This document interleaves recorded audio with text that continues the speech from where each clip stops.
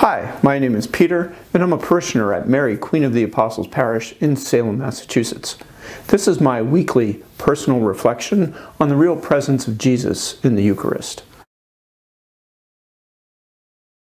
In Sunday's Gospel, we hear about Jesus observing how people donated money at the temple. He saw that many rich people put in large sums, and then a poor widow came and put in only 2 small coins worth a few cents. Jesus then gave a lesson about his observations to his disciples, saying, "This poor widow put in more than all other contributors to the treasury. They have all contributed from their surplus wealth, but she, from her poverty, has contributed all she had, her whole livelihood." Now, something seemed off in our reading in Jesus' words describing the poor woman's actions.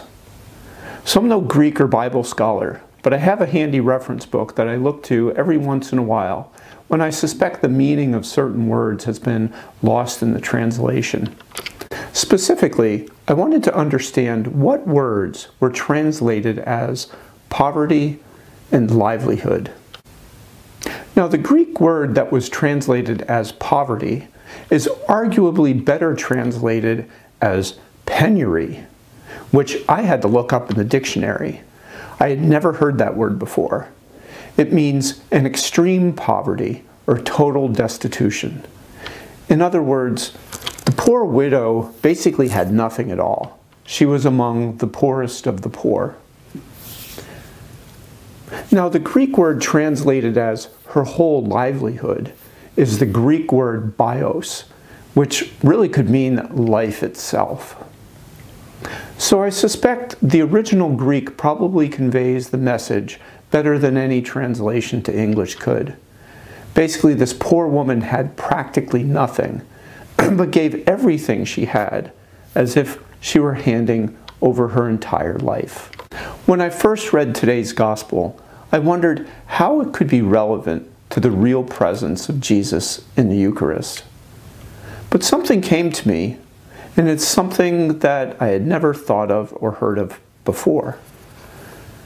Can we be like the poor woman and, in our spiritual poverty, approach the altar to give our entire lives to Jesus present in the Eucharist?